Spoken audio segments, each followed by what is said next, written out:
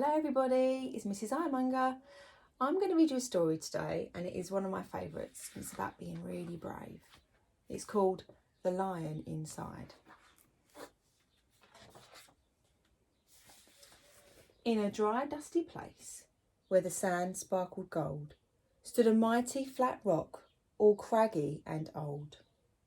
And under that rock, in a tiny little house, lived the littlest, quietest, meekest brown mouse. Can you see him? He was so very tiny, so incredibly small, that nobody noticed him ever at all. He got trod on and sat on and missed out for stuff, ignored and forgotten. Yes, mouse life was tough. Meanwhile, far above, on top of the rock, times were quite different. It was Lion o'clock. This huge, toothsome creature made sure everyone saw how important he was, or how loud he could. Whoa! Well, I'm sure you can do better roars than me. He was head of the pack.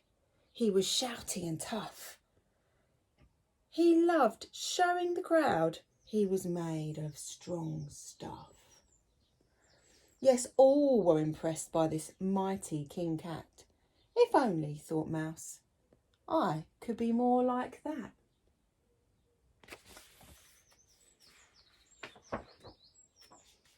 Then, late one dark night, in his Minnie Mouse bed, the cleverest thought popped into his head.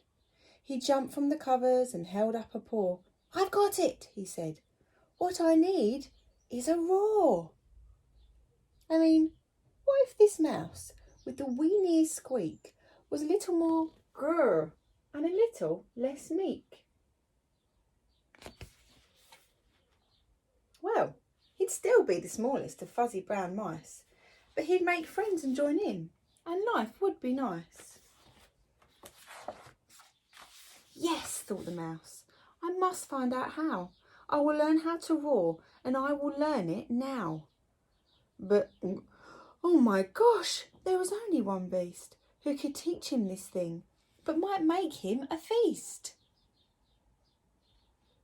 It was time to be strong, take a chance. After all, forever was such a long time to feel small.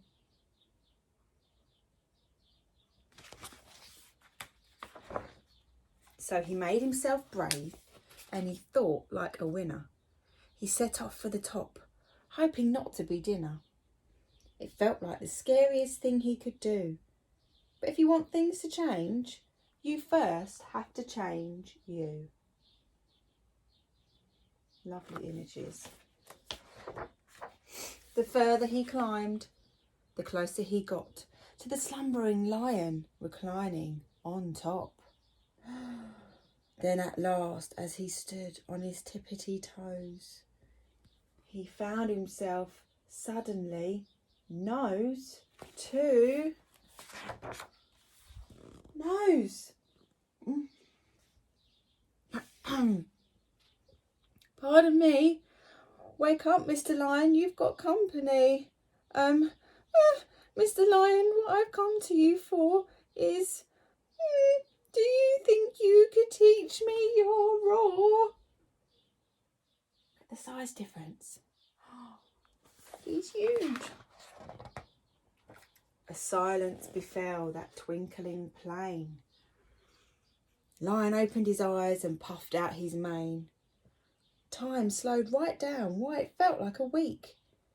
Then he opened his mouth and let out an eek!